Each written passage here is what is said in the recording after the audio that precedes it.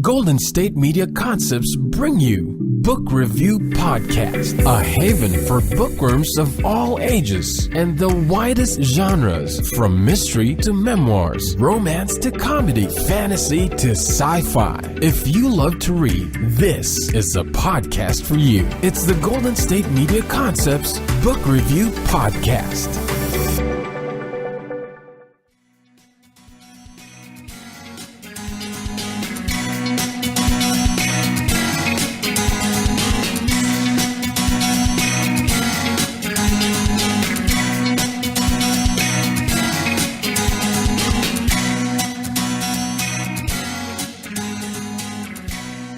Hello, happy Tuesday, and welcome to the GSMC Book Review Podcast, brought to you by the GSMC Podcast Network. I am your host, Sarah, and I am happy to be with you again to talk about books and authors and talk to authors about books. I have another interview today, as I said at the end of last Thursday's episode. I am talking with author Mike Nemeth today about his novel, The Undiscovered Country. This is actually the second in a series of novels. It's a series, but I think you could actually read them as either a series or standalone novels. They have the same character, Randle, and this is the second, as I said, and I have not read the first one yet. And there's things that are referenced in this book that clearly have to do with the first novel, but I had no problem picking up. This was a very different story. It was completely different characters, etc. And so there were some references to that first one, but you could definitely read it as a series or two standalone novels if you want. The first book is called Defiled, and this second book is called The Undiscovered Country, and that's what Mike and I are speaking about today. It is also a book that I have copies to give away, so stay tuned to the end of this podcast to find out how you can enter to win a copy of The Undiscovered Country by Mike Nemeth. So let's talk a little bit about the book. The Undiscovered Country is the story of one indomitable man's journey through contemporary end-of-life rituals, juxtaposed with Old South traditions and the fading mores of his terminally ill mother's generation, to untangle the layers of lies that enshrouded his family's history. To bury the past, he will have to learn the truth about the past and choose between greed, revenge, and reconciliation. As he uncovers the twisted facts, Randle Marks finds he will have to prevent the embezzlement of a man claiming to be his father and decipher the riddle of his own identity. To do it, he must solve a murder no one knew had been committed. So just from that description, you know there's a lot going on in this book. It starts when Randle goes to his mother's bedside. She has been hospitalized. The doctors say that there's not much likelihood of her surviving. He has been in prison for 3 years, so he hasn't seen her in several years. He comes home when he finds out that she's been hospitalized, and then just all of this crazy stuff happens. I mean, he has to deal with his family. It's a very, very dysfunctional family. He's never really gotten along with his siblings. He had a very contentious relationship with his father, who has been dead for several years now. He starts uncovering all sorts of secrets that his mother has tried to keep hidden, secrets that have to do with his identity, as the description said.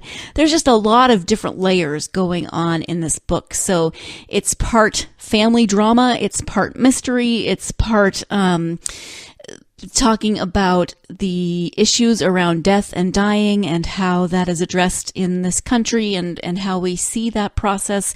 So there's a lot of different layers going on in this book. And Mike talks a lot about that in the interview, so rather than me rehashing what he's going to say much better than I can, I'm going to just go now to that interview with Mike Nemeth about his second novel, The Undiscovered Country. Hi, Mike. Welcome to the podcast. Hello, Sarah. How are you? I'm well, thank you. How are you? I'm great, actually. Beautiful Saturday afternoon in Atlanta. Oh, wonderful. So we are here to talk about your new book, The Undiscovered Country. Before we get to the book, though, I would love for my listeners just to get to know you a little bit. So can you tell us a little bit about yourself? Sure. I'm a retired high technology executive. And since I've retired, I've been able to devote all my time to writing novels, and I wrote a couple of nonfiction books as well. So I'm filling my retirement in a way that I always dreamed I could. Wonderful. Thank you. As I said, your book is The Undiscovered Country. Can you talk a little bit about the story? I will. The storyline is that a family matriarch becomes critically ill very suddenly, takes her family by surprise. The doctors are pretty negative about her prognosis. The three children gather at her bedside, and that's when all the trouble begins. Mm-hmm. Her eldest son, Randle, is the kind of guy who instinctively questions authority and challenges the status quo. He doesn't take anything for granted, and he's very suspicious of his mother's health condition. So he begins challenging the doctors. He gets into a lot of arguments with the doctors about her care. He's suspicious about whether the hospital may have made mistakes in her care before he got to her bedside. Then he begins putting her affairs in order because it does not look very good. And he begins to find irregularities with her estate. It appears that somebody has been stealing from her. He uncovers secrets about her past, including an affair with a wealthy man who claims to be his birth father. Mm-hmm. And then he uncovers a plot to embezzle that man's wealth that would ultimately belong to Randle. So there are multiple threads of mystery that are going on at the same time. His mother's health, his mother's past, his own identity, who's stealing money from his mother, who's stealing money from the wealthy man. And in the end, in order to figure all of those mysteries out, he has to solve a murder that no one even knew had been committed. Yeah, there's a lot of different layers going on in this story. So what was your inspiration for the book? Yeah. Just before I answer that, I think the word layers is a really important and good word. Mm-hmm. It's automatic for people to ask me, what's the book about? And I stumble with that sometimes because what I just gave you was the storyline. Mm-hmm. But that's not actually what the book is about, right? What the book is really about is the indignity of aging and dying, and how we contend with that, and all the different things that we have to contend with, whether it's the medical care, the estate, sibling rivalries and arguments over how to contend with all of these issues. We really don't do end of life very well in modern day America. And I wanted to highlight that and make that aware to my readers. So that's a major thing it's about. And then there's a whole question about medical ethics. When do you apply technology? When do you keep someone alive? When do you pull the plug? I don't want to give too much away, but Randle ends up facing all of those issues in the book, and that's really what the novel is about. Right. Yeah, and then with everything else, it sort of serves to kind of highlight that because he's trying to navigate everything while dealing with this with his mother and on behalf of his mother. So he's trying to find answers, and he's trying to make sure her health is taken care of. So it definitely becomes a lot more complicated with her health issues. Sure. But at the highest level, it's really a fun read for people who like mysteries and thrillers. Mm-hmm. It's categorized as crime fiction, but it's actually a very entertaining read. So it doesn't come across as preachy or trying to sell any particular viewpoint. Right. Right. Can you talk a little bit more about Randle as the main character? What do you think about him resonates with readers? Well, I think there are two kinds of lead characters who really resonate. The superhero, which Randle is not, and the anti-hero, which is really much more what Randle is. And I think anti-heroes are really important. They're people who disobey the law. They are people who disregard common cultural mores and seek their own way through life. And they have a tendency, because they change the status quo, because they change the way we think about our institutions, they are actually the people that advance our civilization.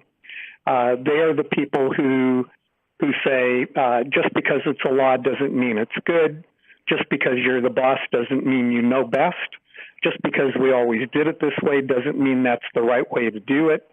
And that's actually how our civilization advances. So I think Randle kind of characters are really important to helping us make our way to a better world, and I hope that's what resonates with readers. My readers, I can tell you, this is the second novel about Randle and his challenges. And my readers tell me I need to give Randle a break. he has had some. He's had some stuff. So actually, that's a good segue. Can you talk about the first book? It's called Defiled. That was a really good segue, but I am going to interrupt the segue so we can take our first break of the podcast. When we come back, I will actually let Mike answer that question. So stay tuned. You're listening to the GSMC Book Review Podcast, and I will be right back. Want to find out what movies to go see? Then check out the GSMC Movie Podcast. It's your ticket to the latest movies, whether it's a new blockbuster event, romantic, comedy, or action flick. This show has got it all covered. They talk some what to go see now, don't bother, what's hot on Netflix, and everything in between. That's gsmcpodcast.com/movie-podcast. When it's all about the movies, it has to be this new show. Don't forget to like them on Facebook and follow them on Twitter. Visit gsmcpodcast.com for more info.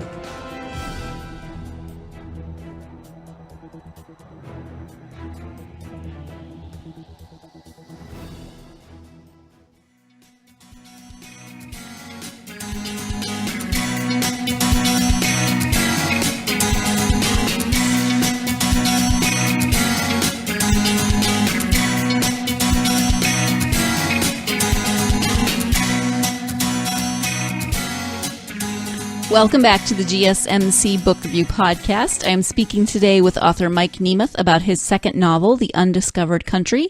And since I just left mid-question, we're just going to jump right back into that interview. Can you talk about the first book? It's called Defiled. I sure will. In Defiled, so maybe I should start by saying the two books are completely independent of one another, except for the fact that Randle is the lead character in both books. Mm-hmm. So you don't have to read the first book first. You don't have to read the first book in order to read the second book and so forth. So Defiled, in Defiled, Randle gets into legal trouble and finds that the legal system, first the civil court system and then secondly the criminal court system, are not at all what he thought that experience would be like. I think when we have a legal issue, most of us form some sort of a conception of what would be a fair outcome. And then we go to see a lawyer and we find out that the law doesn't work that way at all, and that it's not going to give us the outcome that we were thinking was fair, because there's a big difference between justice under the law and fairness. Fairness in an individual case is not necessarily what happens when you follow the law. Mm-hmm. So the first book is about Randle's challenges with the legal system, and he wins some battles and he loses some battles. So again, he's not a superhero. He doesn't overcome every monster, and he has character flaws. So anti-heroes are typically flawed people. Right. So how do you think that Randle has maybe evolved or even not evolved from the first to the second book? Yeah, I think his first experience in Defiled helped him to mellow, if you will. And I think we see that in the conclusion of the Undiscovered Country, where he's much more compassionate. He has an opportunity to be very greedy at the end of the Undiscovered Country, and he chooses instead to be very much a giver to other people, to help other people with their issues. So he's definitely evolving, and there will be a third book, and hopefully Randle can continue to become a better and better person. Okay. So there will be a third book. Do you envision more in this series, or do you see it as a trilogy? Initially I had 3 sets of challenges I wanted Randle to face. And so the third book has always been a part of the plan. But actually I was with a book club just this morning, and they asked the same question, and I said, we're never going to run out of social issues for Randle to encounter, and so it probably will not end after the third book. Okay, sounds good. Can you talk a little bit about what Randle encounters in the third book, or are you not ready to talk about that yet? Yeah, the third book, we're going to see a couple of characters come back from book number 1 and come back in not a good way. Characters that we thought Randle had properly rid himself of in the first book come back to haunt him in the third book. But the theme of the third book is really about the collapse of America's middle class. Mm-hmm. So middle class jobs are eroding. We're losing jobs to foreign countries through outsourcing. We're losing jobs through automation, artificial intelligence, robotics. And in the third book, Randle is going to have a job in that industry, and he's going to get an insider's view to what's happening in the high technology industry, what its good sides are, what its bad sides are, but mostly the effect it's having on the middle class, which of course we can't afford to lose. Mm-hmm. Okay, thank you for that. You talk a lot about the social issues that are involved in the stories. Are there any autobiographical elements in the stories or in the characters? Well, Sarah, you know that there's really no such thing as fiction, right? Right. Writers draw upon all the experiences they've had in life. The Hemingway quote always sticks with me. He said, "Before you can write about life, you must have lived life." Mm-hmm. And I take that to heart. So a lot of my personal experiences gave me the background to write about the issues in the book. But I have to hurry to tell you that my cases all turned out a lot better than Randle's. Oh, that's good. Okay. And then what kind of research did you do for the book? Oh, tremendous amounts of research. If we go back to the inspiration question for the Undiscovered Country, my mother suffered a heart attack at an advanced stage, and again, in her case, things worked out very well. She did recover, but I had the experience of going through that entire process with her rehabilitation, going back to independent living, all the different processes that you have to successfully navigate in order to get back to life as you once knew it. So that was actually a form of research for me. I learned all about the medical procedures, how doctors behave, how hospitals operate, which drugs are used for which things. Mm-hmm. So that research was actually pretty, it was firsthand experience, if you will. Mm-hmm. But the other forms of research, I've had to do an awful lot of legal research. So I have 2 lawyers that I reach out to constantly with questions that I'm sure they wonder why in the heck I'd be asking the questions. But questions about legal proceedings, various kinds of motions, wills, last wills and testaments in different states, the different kinds of wills, the complications you can get into with bequests that are made in wills, and so forth. So a lot of legal research has gone into it. Mm-hmm. The settings for the books are all places I have personally lived. So again, it's sort of that life experience providing the background. Mm-hmm. All right. Thank you so much. So are you currently working on that third book? Is that what you're working on right now? Yeah. Yes, I am. Okay. Yeah. I'm still in the plotting stage, so I haven't begun. The actual first draft. Mm-hmm. Do you have an idea for the timeline of when that might be released? Released is a funny term in the publishing industry. So the publishing industry, as you probably know, is very, very slow.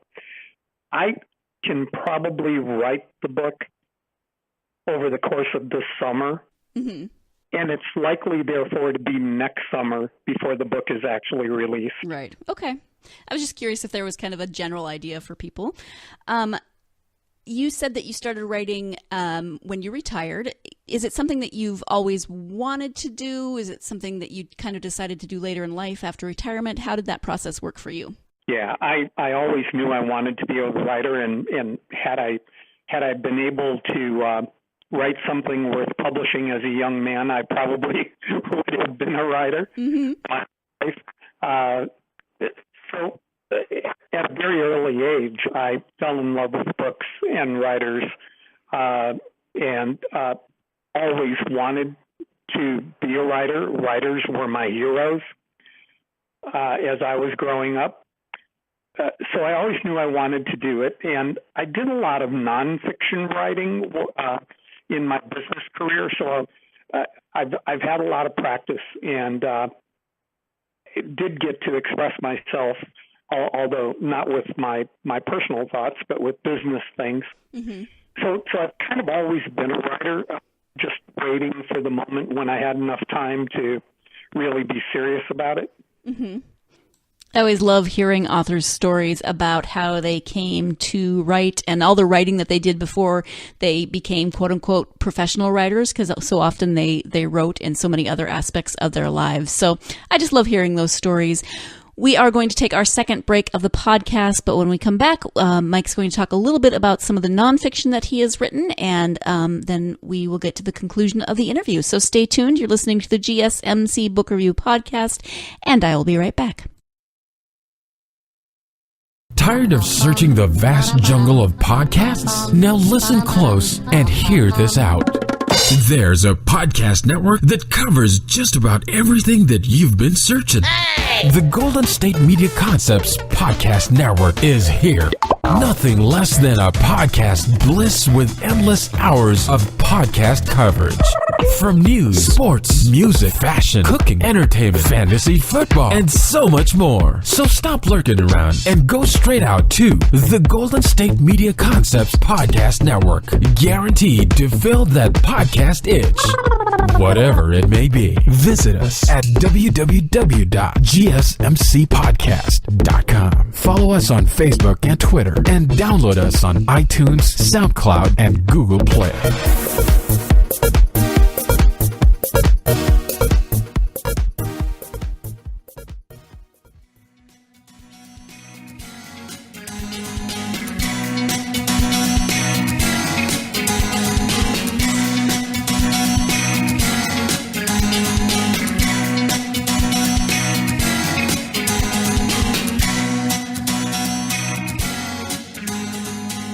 Welcome back to the GSMC Book Review Podcast and the conclusion to my interview with author Mike Nemeth about his second novel, The Undiscovered Country.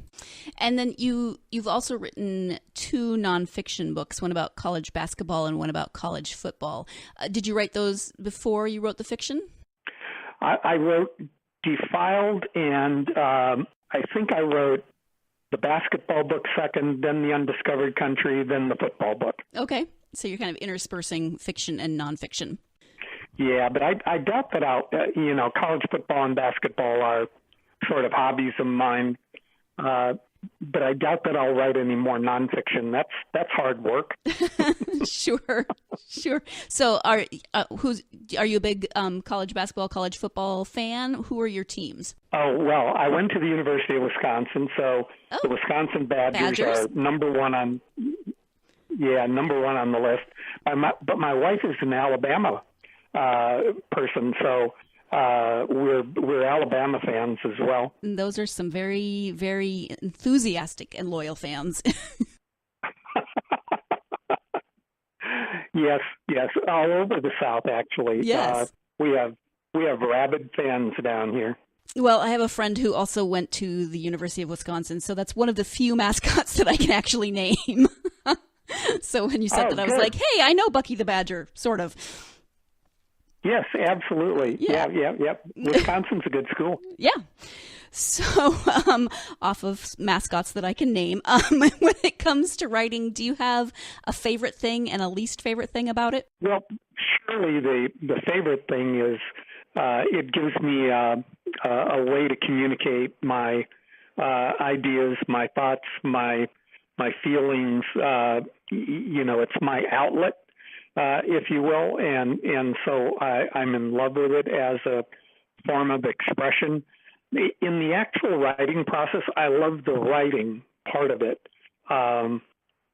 The preliminary parts that I'm doing now, the research, the plotting, and so forth, are much harder for me. It takes me longer to do that than it does to actually write the book. So the writing part is really the good part. And then the editing process, I'm sure you hear it from all the authors, the editing process is just grueling. Mm-hmm. You go through layers of different kinds of edits. You end up reading your own book until you're pretty tired of it. Oh, I bet. I was just thinking that. Do you ever just get so tired of your characters that you don't want to think about them anymore? No. I love my characters. That's good. But having to read, 90,000 words about 8 or 10 times does get pretty tiresome. Sure.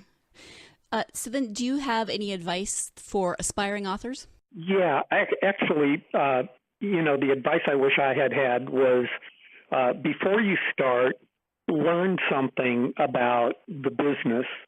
How the publishing business works, how the editing processes work, even things like every category, every genre has its own rules. If you're going to write a murder mystery, you have to kill your victim very early on, and then the mystery is who done it, right? Mm-hmm. So a thriller is completely the opposite. You're trying to prevent something bad from happening, and usually it's the end of the world, right? Right. And then we have crime fiction, which is my genre, where you have an anti-hero who's battling faceless institutions for moral superiority. But you need to know the differences between those three things. You can't just call your book a mystery if it isn't a mystery. Mm-hmm. And the plots are very different for each of those three kinds of books. And so, the people who are MFAs, Masters of Fine Arts, who've gone through those courses have tremendous advantages just understanding those elements and structures and so forth, whereas the average everyday person who wishes he or she were a writer will really struggle with all of that as they try to find a publisher. Mm-hmm. Yeah, that's really interesting because I think as readers we probably somewhat know that, but we don't take the time to think about those actual distinctions as to what the differences are. We just know what we like and go with that. Sure. Yeah, but the agents, the publishers, they're very devoted to or committed to those kinds of distinctions, and if you want them to believe that you can be credible as a writer, you really have to know how to talk to them about those kind of things and how to relate to those things, and how to produce work that fits into those categories. Right. When you take the time to read for yourself, do you have favorite authors and genres? Not so much. I don't know about genre, but authors, definitely. There are, half a dozen people, if they write something, I read it. Mm-hmm. Do you want to know who they are? Sure, yeah. I love to be nosy and find out what other people read. Martin Cruz Smith, he's the guy who wrote Gorky Park, probably what you'd be most familiar with. Mm-hmm. But actually has written, probably 7 or 8 different novels. And so I follow him. A guy named Joseph Cannon with a K. He's probably a little more obscure, but writes books about that are set in interesting foreign locations that kind of border on the spy genre. When I was younger, I read everything John le Carre wrote, so I was very much into that spy sort of thing when I was younger. And I would still read whatever he wrote. I read Nelson DeMille. Mm-hmm. His latest book is The Cuban Affair, which is set in Cuba at a moment in time when we were going back to opening relations with the country of Cuba. And it's sort of a little bit of an adventure story, I guess. Mm-hmm. So I read everything Nelson DeMille writes. You would probably know The General's Daughter, mm-hmm. the John Travolta movie. So that's Nelson DeMille. Mm-hmm.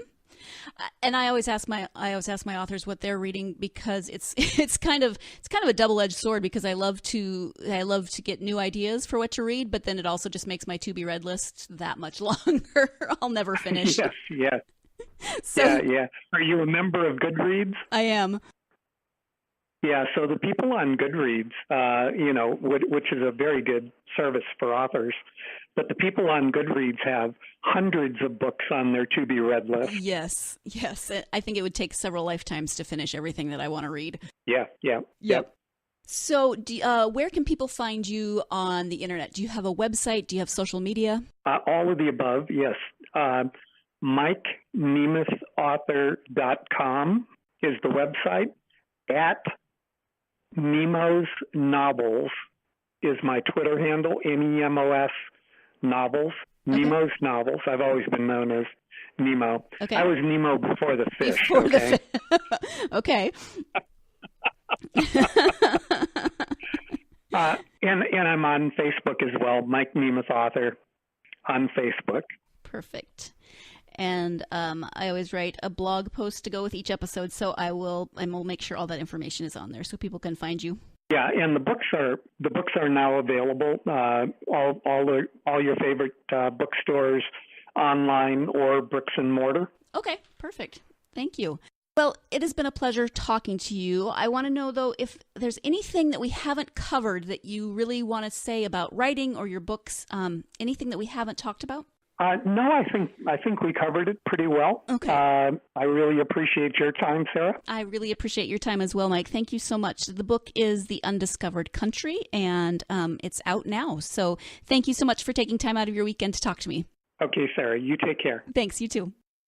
Once again, I do want to thank my guest, author Mike Nemeth, for taking the time to speak to me about his novel, The Undiscovered Country, his first novel, Defiled, and just all of those nosy questions that I like to ask my authors. So thank you, Mike, for taking the time to be on the podcast. Thank you also, listeners, for joining me every week. As a thank you, I would love for you to enter the giveaways and try to win a copy of this book, or another book if you're listening to another episode. But for this book, you just have to go onto our Facebook, Twitter, or Instagram page and comment on episode 82, Interview with Mike Nemeth, and you'll automatically be entered to win one of 3 copies of The Undiscovered Country by Mike Nemeth. Again, that's Facebook, Twitter, or Instagram. Just comment on episode 82. Doesn't even have to be a long comment. You can put an emoji. Just make a comment. You'll be entered into the contest automatically once you comment on episode 82, Interview with Mike Nemeth. So thank you again to Mike. Thank you, my listeners. I hope you will join me again on Thursday for another episode of the podcast. In the meantime, I would like for you to go out there and get yourself lost in a good book. Thank you. You've been listening to the Golden State Media Concepts Book Review Podcast, part of the Golden State Media Concepts Podcast Network. You can find this show and others like it at www.gsmcpodcast.com. Download our podcast on iTunes, Stitcher, SoundCloud, and Google Play. Just type in GSMC to find all the shows from the Golden State Media Concepts Podcast Network, from movies to music, from sports to entertainment, and even weird news. You can also follow us on Twitter and on Facebook. Thank you, and we hope you have enjoyed today's program.